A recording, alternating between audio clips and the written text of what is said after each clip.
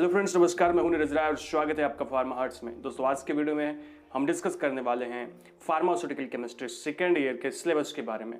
Actually pharmaceutical chemistry को हम कह सकते हैं फार्मास्यूटिकल ऑर्गेनिक केमिस्ट्री, जबकि फर्स्ट ईयर में जब हम पढ़ते हैं फार्मास्यूटिकल केमिस्ट्री के बारे में तो उनमें वो सारी चीज़ें हम पढ़ते हैं जो कि होती है इनऑर्गेनिक केमिस्ट्री। बट यहाँ पे ऐसा नहीं है। यहाँ पे जो भी हम कंपाउंड्स पढ़ेंगे वो सारे कंपाउंड ऑर्गेनिक कंपाउंड्स होंगे। दोस्तों, अगर मैं यहाँ पे बात करूँ तो जो भी सिलेबस दिया गया है वो सिलेबस थोड़ा सा मेल खाता है आपके फार्माकोलॉजी एंड टॉक्सिकोलॉजी से, इसीलिए मैंने एक वीडियो और बनाया हुआ है कि फार्मास्यूटिकल केमिस्ट्री और फार्माकोलॉजी को एक साथ कैसे पढ़ें। तो यहाँ पे अभी हम सिलेबस देखेंगे कि क्या क्या चीज़ें पढ़ाई जाती है इसमें। दोस्तों, अगर मैं शुरुआत करूं तो यहाँ पे भी आपके दो कैटेगरी हैं। एक कैटेगरी में आपको पढ़ना पड़ता है कुछ केमिकल कंपाउंड्स के बारे में, मतलब ऐसे केमिकल कंपाउंड जो कि साइक्लिक कंपाउंड्स होते हैं।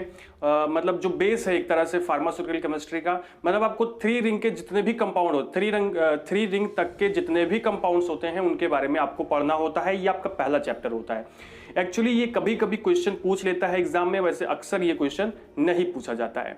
ठीक है। दूसरे अगर मैं कैटेगरी की बात करूं फार्मास्यूटिकल केमिस्ट्री सेकेंड में, तो यहाँ पे आपको ड्रग्स के बारे में पढ़ना पड़ता है और वो ड्रग्स कैटेगरी वाइज आपके सिलेबस में दी गई हैं। तो लगभग 33 चैप्टर हैं और 33 चैप्टर के अंदर आपको लगभग 200 से 250 ड्रग्स पढ़नी पड़ती हैं।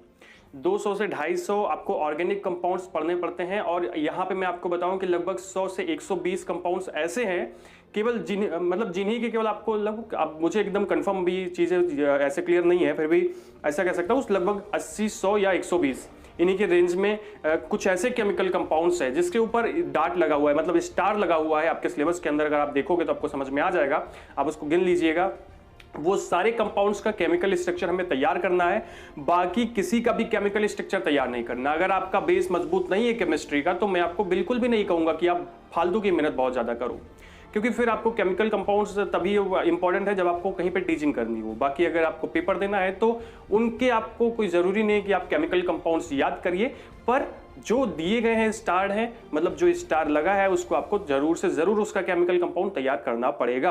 अगर आप नहीं कर पाते हैं तो आप उसको याद करिए, और याद कैसे करेंगे, बार बार प्रैक्टिस करिए, आपको चीजें याद हो जाएंगी। बार बार बनाने का प्रयास करिए।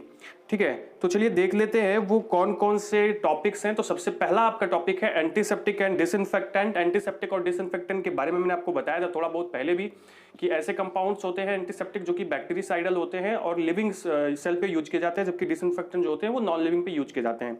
इसके अंदर आपको बहुत सारी एग्जांपल्स हैं, मैं आप स्क्रीन पे देख सकते हो एग्जांपल्स क्या क्या है। तो सभी ड्रग्स के बारे में आपको पढ़ना पड़ता है। जैसे प्रोफ्लैविन होता है आपका, वो इसी कैटेगरी का ड्रग होता है। ठीक है। नेक्स्ट होता है आपका सल्फोनामाइड। सल्फोनामाइड जो है वो एक प्रकार का एक केमिकल कंपाउंड होता है। ठीक है, ये भी एक प्रकार का, यहाँ पे भी कह सकते हो ये बैक्टीरियल मतलब बैक्टीरियासाइडल एजेंट के रूप में भी काम करता है। ये बहुत सारे और भी काम में आता है, जब भी डिटेल में पढ़ाऊंगा तब बताऊंगा आपको कि ये सब चीजें क्या होती हैं। तो सल्फोनामाइड्स के बारे में पढ़ना पड़ता है। अगला है एंटी लेप्रोटिक ड्रग्स के बारे में। एंटी लेप्रोटिक ड्रग्स ऐसी होती हैं जो कि लेप्रोसी के अगेंस्ट आती हैं। लेप्रोसी का मतलब आपको पता है, इसे बोलते हैं कुष्ठ रोग। ठीक है, वहां पे जो ड्रग यूज होती है उसको बोलते हैं एंटी लेप्रोटिक ड्रग्स। इसमें भी आपको बहुत सारी चीजें पढ़नी है, जैसे आपका क्लोफाजिमीन है और ऐसी बहुत सारी ड्रग्स हैं। बाकी मैं ड्रग्स के बारे में डिटेल नहीं बता रहा हूँ क्योंकि बहुत सारे चैप्टर्स हैं। नेक्स्ट आपको पढ़ना होता है एंटी ट्यूबरकुलर ड्रग, मतलब जो ऐसी ड्रग होती है ये वाली कि जो कि ट्यूबरकुलोसिस में यूज की जाती है। ठीक है, जैसे आइसोनियाजिड होता है, ऐसे बहुत सारी ड्रग्स होती है जो कि एंटी ट्यूबरकुलर ड्रग होती है और टीबी में यूज की जाती हैं, टीबी को ट्रीट करने के लिए। नेक्स्ट आपकी एंटीबायोटिक्स होती है और आपको लगता है कि सबसे ज्यादा जो ड्रग्स हैं वो एंटीबायोटिक के अंदर है। बहुत सारी ड्रग्स हैं एंटीबायोटिक के अंदर, आपको पढ़ना पड़ता है। एंटीबायोटिक के बारे में आप जानते हो कि एंटीबायोटिक ऐसी ड्रग्स होती हैं जो कि बैक्टीरियासाइडल होती है, मतलब बैक्टीरिया को के अगेंस्ट बनाई जाती है। ठीक है, जो बैक्टीरिया की ग्रोथ को कम करती है उन्हें बोलते हैं एंटीबायोटिक। इसमें बहुत सारी ड्रग्स हैं। अगला है आपको anti fungal drug. Anti fungal drugs के बारे में आपको पढ़ना है। एंटी फंगल ड्रग्स ऐसी ड्रग्स होती हैं जो कि फंगस के अगेंस्ट यूज की जाती हैं, खास करके दाद हो गया या इन सभी बीमारियों के बारे में, मतलब के अगेंस्ट यूज की जाती हैं, जो कवक से होती हैं, जो फंजाई से होती हैं। अगला है anti malarial drug. Anti malarial drug जो कि मलेरिया में यूज होती हैं, जैसे आपका क्लोरोक्विन होता है एग्जाम्पल इसका। नेक्स्ट है आपका ट्रैंक्युलाइजर्स। ट्रैंक्युलाइजर्स भी आपको पढ़ना है। ठीक है, इसका जैसे क्लोरप्रोमाजीन इसका एग्जांपल होता है, जिसके बारे में आपको सब कुछ पढ़ना पड़ेगा, उसका केमिकल स्ट्रक्चर पढ़ना पड़ेगा। स्टार्टेड है। नेक्स्ट है आपका हिप्नोटिक्स के बारे में आपको पढ़ना पड़ेगा। हिप्नोटिक ऐसी ड्रग्स होती हैं दोस्त जो कि एक तरह से सेडेशन काज करती हैं, ठीक है। अगला है आपको जनरल एनेस्थेटिक के बारे में पढ़ना है। जनरल एनेस्थेटिक के बारे में देखो, जितनी भी कैटेगरी ऑफ ड्रग हैं वो आपको फार्माकोलॉजी के अंदर डिटेल में पढ़ना है, यहाँ भी आपको पढ़ना है। तो मैं कैटेगरीज में पढ़ाऊंगा, आपको फार्माकोलॉजी में पढ़ा दूंगा। यहाँ पे ड्रग्स हैं, ड्रग्स आपको खुद पढ़नी पड़ेंगी, क्योंकि वो चीज़ें आपको कैसे बहुत ज़्यादा समझाई नहीं जा सकती हैं, ठीक है, फार्मास्यूटिकल केमिस्ट्री के अंदर। तो लेकिन अब फिजियोलॉजी आपको समझाई जा सकती है। ड्रग के बारे में आपको उसका केमिकल कंपाउंड याद ही करना पड़ेगा, सारी चीज़ें याद करनी पड़ेंगी, तो उतना ज़्यादा यहाँ पे इंपॉर्टेंट नहीं रह जाता, ठीक। तो अभी देखिएगा, जनरल एनेस्थेटिक पढ़ना है, जैसे हैलोथेन यहाँ पे स्टार्टेड है और साइक्लोप्रोपिन स्टार्ड है, ठीक है, तो वो सब आपको पढ़ना पड़ेगा। जनरल एनेस्थेटिक ऐसे एनेस्थेटिक होते हैं जिसका यूज हम किसी को अचेत करने के लिए, अनकॉन्शियस करने के लिए करते हैं, ठीक है। मतलब इसमें होता क्या है, ये खास करके सर्जरी के जब हमें जरूरत होती है तब यूज करते हैं। जैसे नाइट्रस ऑक्साइड होता है, नाइट्रस ऑक्साइड आपका होता है, तो उसको हम यूज करते हैं एज ए जनरल एनेस्थेटिक, ठीक है। नेक्स्ट आपको यूज करना है, अगला है anti depression drug. Anti depression drug ऐसी ड्रग्स होती है जो कि डिप्रेशन को ट्रीट करती है, डिप्रेशन में दी जाती है। अब देखो ऐसे बहुत सा आसान है, इसमें क्या क्या आपको करना है। एनालिप्टिक्स होते हैं, एनालिप्टिक्स, और नेक्स्ट है आपका एड्रेनर्जिक ड्रग, एड्रेनर्जिक पढ़ना है, और एड्रेनर्जिक एगोनिस्ट और एड्रेनर्जिक एंटागोनिस्ट, आपको दो चीजें पढ़नी है, ठीक है। नेक्स्ट आपकी आती है कोलिनर्जिक ड्रग्स और फिर कोलिनर्जिक एंटागोनिस्ट, ठीक है, मतलब कोलिनर्जिक एगोनिस्ट, कोलिनर्जिक एंटागोनिस्ट। देखो यहाँ पे मैं आपको बहुत ज़्यादा डिटेल नहीं बता रहा हूँ, फार्माकोलॉजी आपको जब पढ़ाया जाएगा तो वहाँ पे आपको डिटेल बता दिया जाएगा, ठीक है। नेक्स्ट आपका है कोलिनर्जिक एगोनिस्ट के बाद में डायूरेटिक ड्रग्स। डायूरेटिक ड्रग्स के बारे में थोड़ा सा बता दूं। डायूरेटिक ऐसे होते हैं जो यूरिन के फ्लो को तेज करते हैं। कैसे करते हैं यहाँ पे भी नहीं बताऊंगा, फिर से मैं बोल रहा हूँ, यहाँ पे बताऊंगा तो फिर वही वीडियो लंबा होगा और फिर आपको समझ में नहीं आएगा पूरी डिटेल में।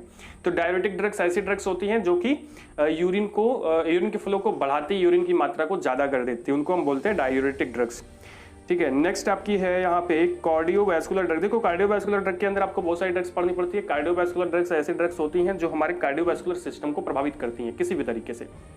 नेक्स्ट आपका है हाइपोग्लाइसेमिक एजेंट्स। हाइपोग्लाइसेमिक एजेंट्स के बारे में हमने वीडियो भी बनाया है और आपको बताया कि हाइपोग्लाइसेमिक एजेंट्स ऐसे एजेंट्स होते हैं सर जो कि हमारे बॉडी के अंदर ग्लूकोज की मात्रा को कम करते हैं, मतलब ये खास करके डायबिटीज, मधुमेह में उपयोग में आती है, ठीक, हाइपोग्लाइसेमिक एजेंट्स। नेक्स्ट आपका है coagulants and anti coagulant. Coagulants ऐसी ड्रग्स होती हैं जो आपके ब्लड को जमा देती हैं, ठीक है, ब्लड को जमने में सहायता करती हैं। और एंटी कोएगुलेंट ऐसी होती है जो आपके ब्लड को आपके शरीर के अंदर जमने नहीं देती हैं, नहीं तो फिर आपको ब्लॉकेज हो सकता है वेसल्स के अंदर में, ओके। नेक्स्ट आपका है अगला जो टॉपिक है वो है लोकल एनेस्थेटिक। जनरल एनेस्थेटिक आपने पढ़ा था, उससे हम क्या करते हैं, पूरी तरह से अचेत हो जाते हैं। लोकल एनेस्थेटिक से क्या होता है, केवल लोकलाइज पार्ट को ही अनकॉन्शियस किया जाता है, जैसे जहां पे लगा दिया गया वहां पे अनकॉन्शियस हो जाएगा, ठीक है। तो ये होता है आपका लोकल एनेस्थेटिक। अगला होता है histamine and anti histaminic agents. ये भी बहुत इंपॉर्टेंट है। हिस्टामिन एंटी हिस्टामिनिक एजेंट्स जो होते हैं ये क्या करते हैं, ध्यान से सुनिएगा। Histamine and anti histaminic agents ये ऑटोकाइड्स के ऊपर काम करते हैं, हिस्टामिन के ऊपर काम करते हैं। जब भी हमें इन्फ्लामेशन होता है उस समय या फिर एलर्जी के समय में ऐसी ड्रग्स दी जाती हैं। अगला है एनाल्जेसिक एंड एंटीपायरेटिक ड्रग्स। इसके बारे में हमने फार्माकोलॉजी में वीडियो बनाया हुआ है। Analgesic and antipyretic drugs, analgesic ऐसी ड्रग्स होती है जो कि पेन के सेंसेशन को कम करती है, दर्द को कम करती है, दर्द से राहत देती है। जबकि एंटीपायरेटिक ड्रग्स ऐसी ड्रग्स होती हैं जो कि हमारे बॉडी के टेम्परेचर को नॉर्मल करती हैं या कम करती हैं, ठीक है। एंटीपायरेटिक ड्रग बुखार में दी जाती है। अगला है non steroidal anti inflammatory drugs, NSAIDs या non steroidal anti inflammatory drugs. ऐसी ड्रग्स होती है जो कि इन्फ्लामेशन में दी जाती हैं और ये ऐसी ड्रग्स होती हैं जिसका हमारे शरीर पे कोई ऐसा असर नहीं पड़ता कि हमें इसकी आदत पड़ जाए, ठीक है, मतलब, और ये बहुत ज़्यादा नुकसान नहीं करती है। नेक्स्ट आपका है थायरॉक्सिन एंड एंटीथायराइड्स। थायरॉक्सिन और एंटीथायराइड्स एक प्रकार की ड्रग कह सकते हो, लेकिन यह एक हार्मोन होता है, हमारी बॉडी के अंदर निकलता है थायराइड ग्रंथि से। थायरॉक्सिन जो होता है ये हार्मोन तब दिया जाता है हमारी बॉडी, जैसे इंसुलिन होता है तब दिया जाता है जब पैनक्रियाज खराब हो जाता है, ऐसे थायरॉक्सिन तब दिया जाता है जब थायराइड हमारा सही से काम नहीं करता, गले पे एक ग्रंथि होती है। और एंटी थायराइड तब दिया जाता है जब जो थायराइड है वो हाइपर मात्रा में, मतलब बहुत ज्यादा अधिक मात्रा में थायरॉक्सिन का निर्माण करता है, तो एंटी थायराइडल ड्रग दी जाती है जिससे थायराइड जो ग्लैंड है वो थोड़ा धीमे काम करे, कम काम करे, ठीक है। ये हो गया आपका दोस्त नेक्स्ट है आपका थायरॉक्सिन हो गया। अगला है डायग्नोस्टिक एजेंट। देखो डायग्नोस्टिक एजेंट ऐसे एजेंट्स होते हैं जो कि डायग्नोसिस में सहायता करते हैं। आपको पता है कि बहुत सारी ड्रग्स ऐसी होती है तब दी जाती हैं जब हमें कोई जांच करनी होती है, जब कोई डायग्नोसिस करना होता है। जैसे हम बेरियम सल्फेट की बात कर लें, जब भी एक्सरे करना होता है, आपको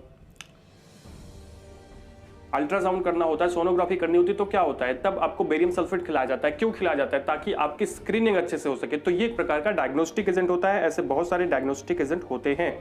नेक्स्ट आपका बहुत सारी ड्रग्स एक ही बार में दे दिया गया, जैसे एंटी कन्वल्जेंट।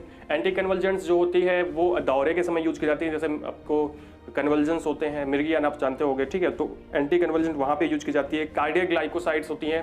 कार्डियक ग्लाइकोसाइड आपके हार्ट को, आपके कार्डियक को थोड़ा सा स्ट्रेंथ प्रदान करने के लिए कार्डियक ग्लाइकोसाइड दी जाती है। एंटी एरिथमिक ड्रग जो होती है वो आपके हार्ट के जो रिदम है धड़कने का, ठीक है, उसको सही करने के लिए, उसको नॉर्मल करने के लिए दी जाती है एंटी एरिथमिक ड्रग, जो एरिथमिया को सही करती है। मतलब जो आपके हार्ट की लय थी वो अगर खराब हो गई है तब ये ड्रग दी जाती है, ठीक है, सही से धड़क नहीं रहा, ज़्यादा तेज धड़क रहा है, कम तेज धड़क रहा है, तब ये ड्रग दी जाती है। अगला है एंटी हाइपरटेंसिव ड्रग। आप बिल्कुल अच्छे से जानते हो एंटी हाइपरटेंसिव ड्रग ऐसी होती है जो ब्लड प्रेशर को कम करती है, हाइपरटेंशन को कम करती है। नेक्स्ट है विटामिन। विटामिन आप लोग जानते हो ये प्रकार का न्यूट्रिएंट होता है। ये तब दिया जाता है जब हमारे अंदर विटामिन की कमी होती है। आपको अक्सर विटामिन की टेबलेट दी जाती है, खास करके बी एंड सी की।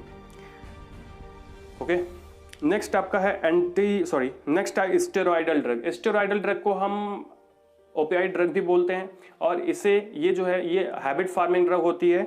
इसमें आप बहुत सारी ड्रग्स के बारे में पढ़ते हो और ये ठीक है स्टेरॉयडल ड्रग ये तब दी जाती है जब NSAIDs काम नहीं करती है। तो उस समय क्या होता है कि हमारी बॉडी सही से पेन को झेल नहीं पाती है, तो उस पेन को कम करने के लिए स्टेरॉयडल ड्रग्स दी जाती है और भी कई कारण से स्टेरॉयडल ड्रग दी जाती है।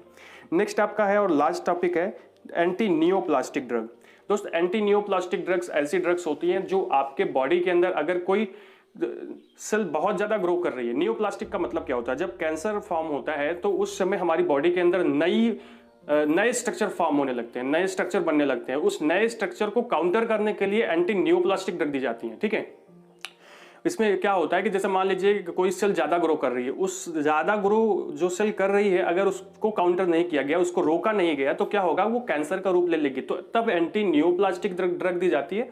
तो उसी पे वो जो ज्यादा ग्रोथ हो रही है वो ठप हो जाती है, रुक जाती है, ठीक है। तो जब वो रुक जाती है तो आपको कैंसर होने का खतरा नहीं रहता है। तो एंटी नियोप्लास्टिक ड्रग जब कोई न्यूली फॉर्म स्ट्रक्चर हमारी बॉडी के अंदर बनता रहता है तब दी जाती है, जिससे उसकी ग्रोथ को कम किया जा सके।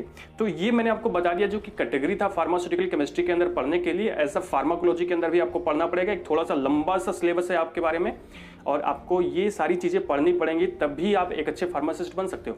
दोस्तों ये था आपका सिलेबस और आगे हम बात करेंगे फार्माकोलॉजी के सिलेबस के बारे में। अगर आपको ये वीडियो अच्छा लगा हो तो चैनल को सब्सक्राइब कीजिएगा, वीडियो को लाइक कीजिएगा और शेयर कीजिएगा अपने फ्रेंड्स के साथ। हमें इंस्टाग्राम पे फॉलो कीजिएगा। Thank you.